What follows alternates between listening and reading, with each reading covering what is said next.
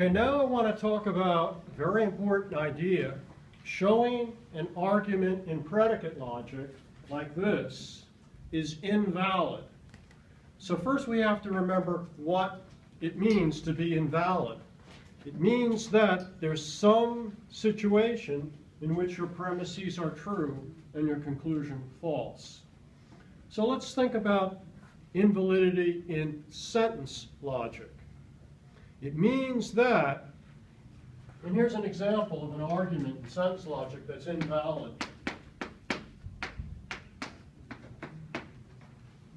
This is an invalid argument. It means that there's at least one assignment of truth values in which the premises are true and the conclusion false. Since you have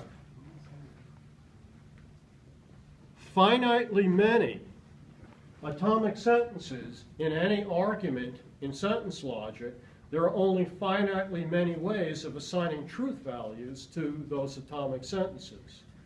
And an argument is invalid in sentence logic if there is at least one assignment of truth values that makes your premises true and your conclusion false.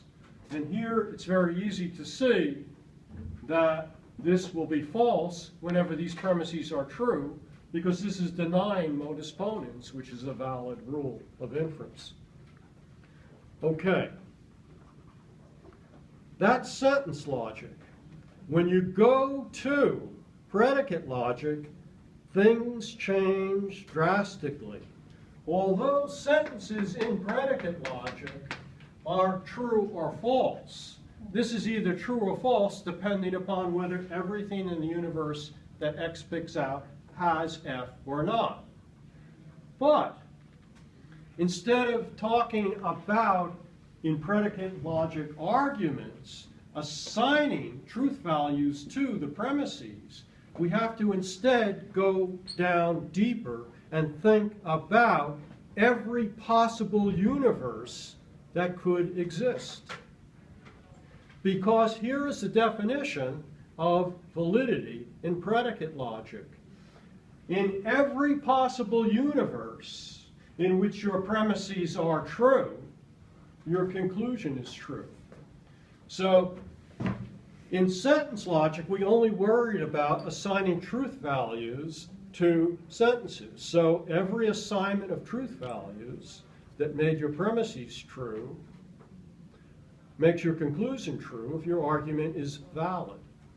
But in predicate logic, we have to think about every possible universe there is. And we want validity to be very strong. It's got to be the case that in every possible universe in which your premises are true, your conclusion is true. So invalidity is now the following. There is at least one universe, if your argument is invalid, in which your premises are true and your conclusion is false. But now here's the problem. In sentence logic, there are only finitely many ways of assigning truth values to atomic sentences. And so there are only finitely many assignment of truth values to look at to see whether an argument is valid or invalid. But in predicate logic, there are infinitely many different universes, and you can catalog them by size. There's the empty universe, the universe with one object, the musical universe with two objects, it was a joke. The universe with three objects, the universe with four objects, all the way up to a universe with infinitely many objects. And now, suppose you want to tell that an argument is invalid. The only procedure that would be guaranteed to succeed would be to start with the empty universe, see whether the premises of the argument are true, and its conclusion false in this universe? If not, move to the next one. If yes, the argument is invalid. If no, move to the next one. But since there are infinitely many, you'll never get here. And thus, no human being could have a procedure that is guaranteed to succeed to show an argument in predicate logic is invalid. Only God, who could complete an infinite process, could do that. Or some supernatural being. But human beings, we're finite. We could never get here to infinity because it's infinitely far from us. And that means there's no procedure you could follow, that you could program a computer to follow in particular, that would show an argument, an arbitrary argument in predicate logic is invalid. Well, you're probably saying, thank goodness. No, that's the end of the topic. We can't do it. Not so fast. We will see that there are many arguments that are invalid in universes that only have one or two objects in them. So, we will not have to dismiss this topic. We can do it. However, the book gives you the worst treatment of this topic.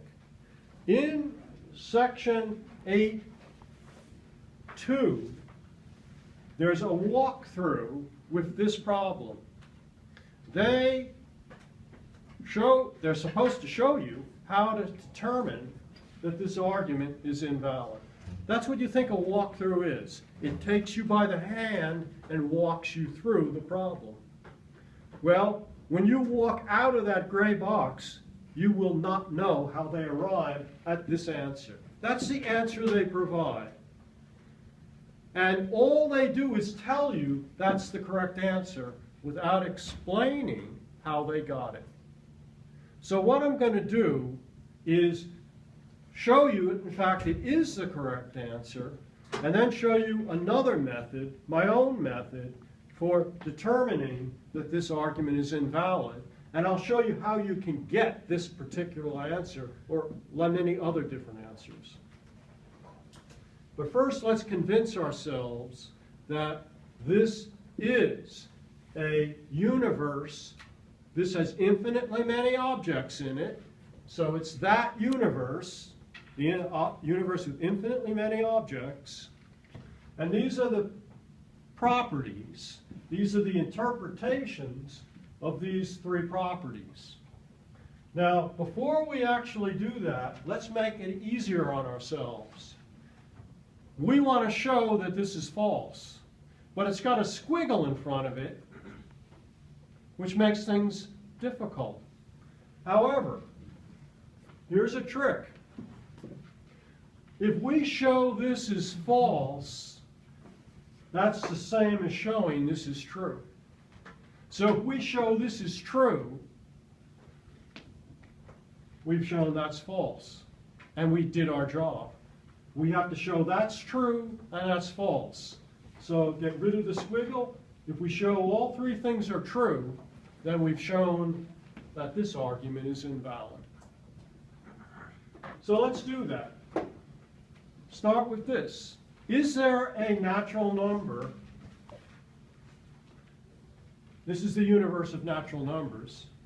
Is there a number that is a multiple of 4 and greater than 1?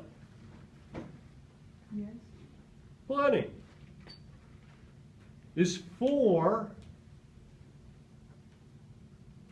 a multiple of 4?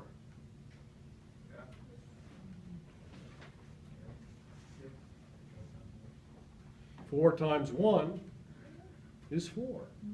8 times 2 is 2 times 4 is 8. So, plenty.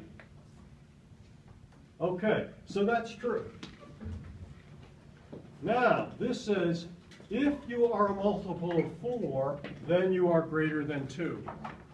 The first number that's a multiple of 4 is 4. 1 times 4 is 4. Is 4 greater than 2? Easy. Now, this says there is a number that is greater than 1 and not greater than 2. That's tricky. Is there such a number? Millions of numbers. Which one? Millions of numbers. Oh, no. Between 1 and 2. No, there's millions of numbers, but only one will satisfy this condition if it exists. That it's greater than 1 and not greater than 2. Is there such a number that is a whole number that is greater than 1 and not greater than 2? Who says no? Who says yes? If you say yes, what is it? 2. That's why it's tricky. 2 is greater than 1, and it's not greater than 2. So that's true, therefore that's false, so the argument is invalid.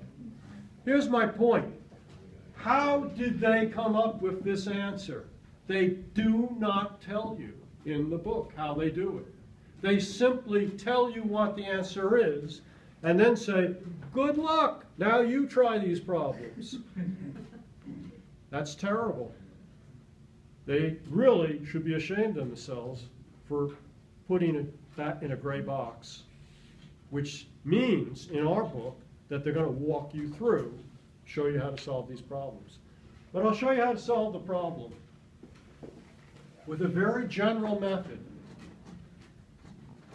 What we are looking for is a universe and properties that make our premises true and our conclusion false. So let's do that. But what we're going to do is build a universe of objects, and we have to listen to what these quantifiers tell us. If you have an existential quantifier as a premise, and you want to show it's true, it's telling you there is something in this universe with those two properties.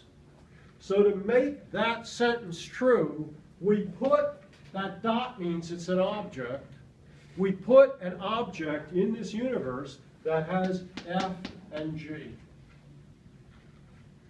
This means that object has the property F and the property G. And now that single object makes this sentence true. Because there is something in here with F and G. I don't have to know what F and G are. I don't have to know what the objects are. So I've generalized beyond what they do. This says everything you put in your universe has to be such that if it has F, then it has H. When you have a universal quantifier in a premise, make sure you do that after you take care of the existential commitments. Since we want to show this is true, and by doing that, we will show that that is false, we have to put something in our universe that has G and not H. Here's how we could take care of that. We could do this. Put G and not H on this single object. So this sentence is true because there's some object with F and G. And this sentence is true because there's some object with G and not H. But here's our problem. By making this object satisfy both this and this, we falsified that. Because this says every object in our universe, if it has F, then it has H. And this has F and not H. And what that tells us is we need two objects. You cannot show this argument is invalid in a universe with one object. So let's put a second object in our universe that will make this true. G and not H. Premise 1 is true. This is true. And now let's look at premise 2. If you have F, then you have H. This has F, so it better have H. This has not H, so it had better have not F. Because if F is false, since it's the left side of a horseshoe, the horseshoe is true. When the left-hand side of a horseshoe is false, the horseshoe is true. And so here is a universe with two objects and these three properties that make the premises true and that conclusion false. And that's the method. You have to listen to what the quantifiers tell you. I will email you a handout that explains the method in detail. It may now look just as hard as this, but it's not. Remember, they did not tell you how they arrived at this answer. This is a method that you can use without knowing any mathematics whatsoever. Because we're generalizing. We're just looking at the schematic letters for the properties. So it'll be easier once you learn how to use it. And that's it.